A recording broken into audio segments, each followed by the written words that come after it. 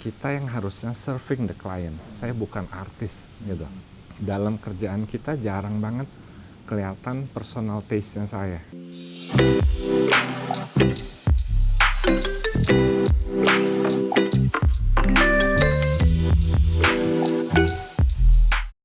Nama saya Hendrikus Linggawijaya, saya sering dipanggil Icus. Saya founder dari Adnivora dan creative director sekalian.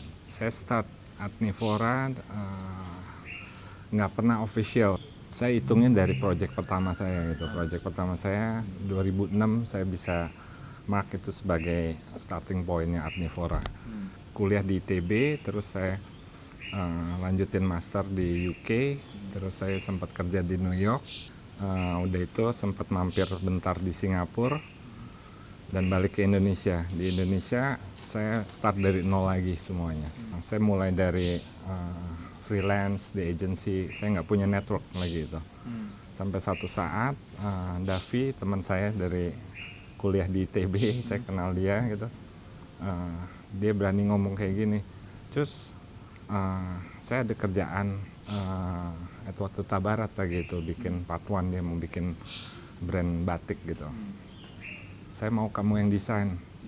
Kalau nggak kamu, saya nggak mau motret Davi Linggar fotografer." Davi berani ngomong kayak gitu dari awal.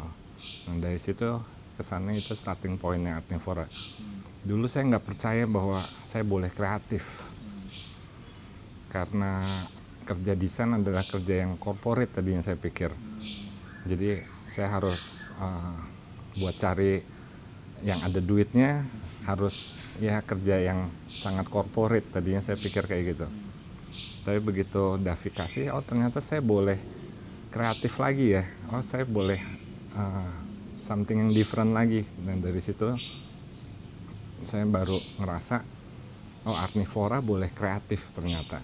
Ini proyek buku saya yang pertama dengan Edward Huta Barat.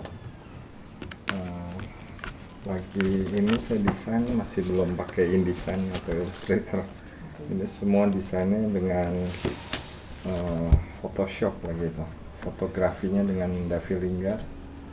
Jadi ini konsepnya kita masih combine, ada satu yang abstrak, terus terakhirnya adalah batik yang bisa kita layout sebagai satu perjalanan.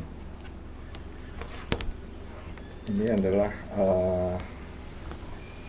turning point saya bisa ngerasa boleh kreatif lagi di dunia desain. Kita nggak pernah dreaming sebagai satu agensi yang besar ya. Saya masih hands on dari awal sampai terakhir. Kita nggak terlalu banyak berubah dari Adnivora dulu dan sekarang. Adnivora lebih kayak butik kreatif. Saya masih hands on sendiri. Bedanya mungkin sekarang saya lebih tua. Saya lebih galak kadang-kadang. Saya bisa saya cuman butuh satu desainer cukup. Dulu saya pikir desainer harus banyak, dia bisa hands on, tapi saya nggak bisa expect kayak gitu itu. Saya cuman butuh satu desainer yang komit, yang saya call it kayak dia runnernya.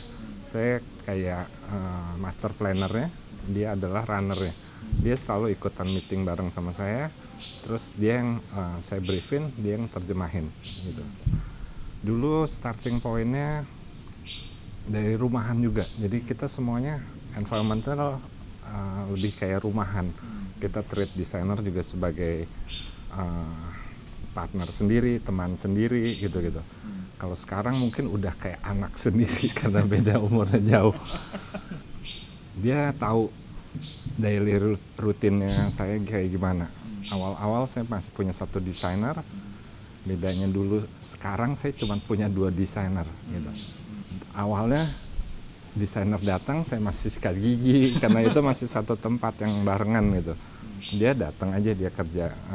Terus akhirnya saya bisa move, saya punya dari dulu saya di apartemen kecil, terus sekarang ke rumah gitu. Jadi perbedaannya dikit sih. Saya lebih nyaman kerja di environmental yang sifatnya lebih homey gitu ya, lebih bukan office like gitu.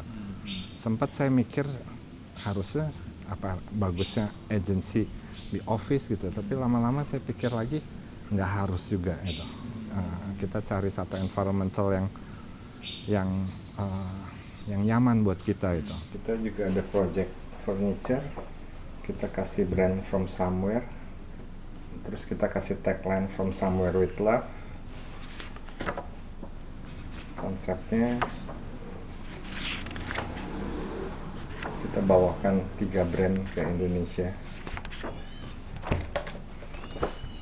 Jadi ini buku brand tentang furniture, kita jahit mentah di pinggirnya juga.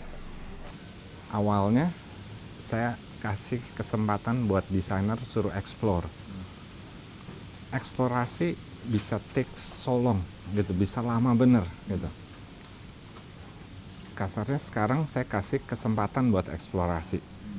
Begitu dia tidak meet eksplorasi yang dalam jangka waktu tertentu gitu, saya cut.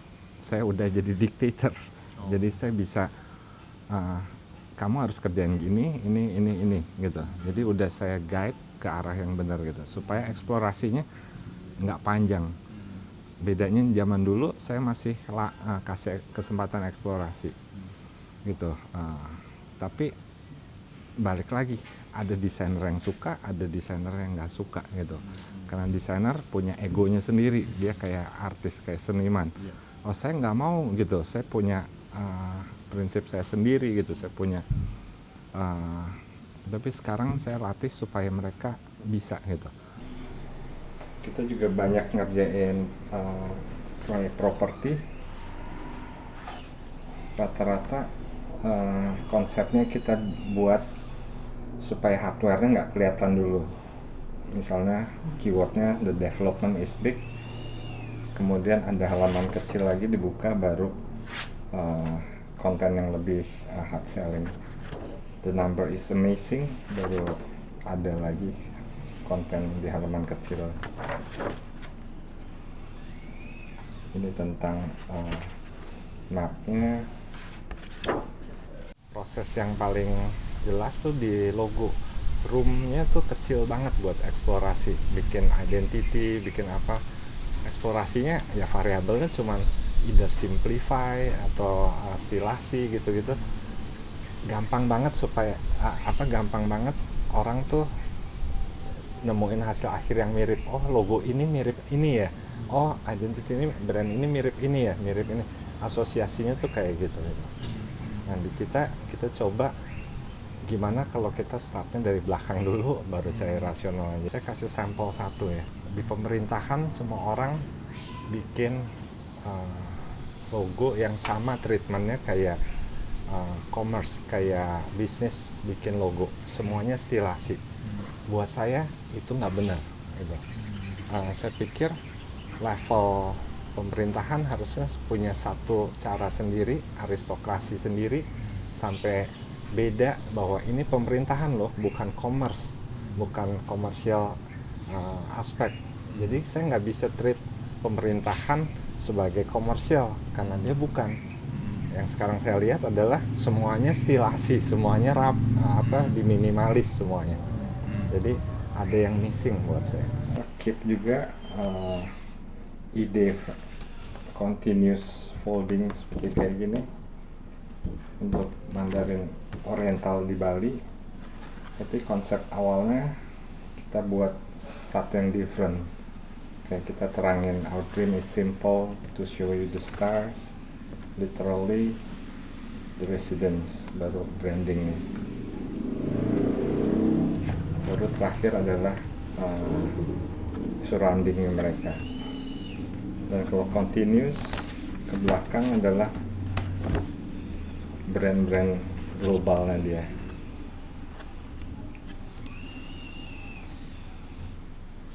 Apa sih yang membuat seorang desainer grafis itu bisa dikatakan baik, dan bagaimana caranya dia bisa berbeda lah dengan peersnya yang teman-teman lainnya yang mungkin juga di satu profesi?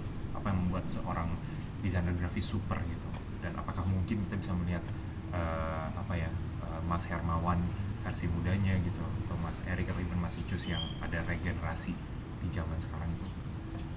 What makes them super gitu ya?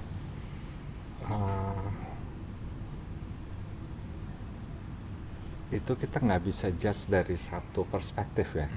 Saya bisa ngelihat Mas Hermawan bagus karena dia survive until now, dia masih eksis. That's one thing. Itu penting banget supaya Leboye tetap ada. Itu super banget sampai sekarang. Itu saya appreciate banget. Eric Thinking Room dia super karena dia punya klien banyak banget gitu. Kasarnya kayak gitu. Terus dia bisa beda-beda kasih. Dulu saya jalan sama Eric pas tim saya kecil, dia masih bisa explore bikin poster yang aneh-aneh. Saya aneh, kamu punya waktu kapan gitu. Lagi itu saya nggak punya waktu sama sekali, full occupied gitu, nggak punya waktu gitu. Terus saya lihat orang lain gitu, oh udah bisa delegasiin ke orang lain, jadi udah nggak harus hands on. Itu saya juga salut. Saya lihat orang desainer yang hebat, saya nggak peduli sih. Ada desainer yang hebat, ada yang kurang hebat gitu. Berarti kalau ada yang hebat, ada yang kurang hebat gitu. Jadi saya nggak peduli sih. Saya nggak ke arah sana gitu. Kelihatan dari apanya ya. Asal dia bisa maintain sampai terakhir, sampai dia bisa regenerasi, itu buat saya udah super. Udah something yang nggak semua orang bisa maintain bisnis. Kalau kita ngomong bisnis, restoran buka tutup digantiin yang baru, yang lama tutup, muter bisnis. Kadang kita di atas, kadang kita di bawah gitu. Saya juga terangin ke ex Adnivora gitu, kita keep idealisme kita tinggi, selalu tinggi gitu.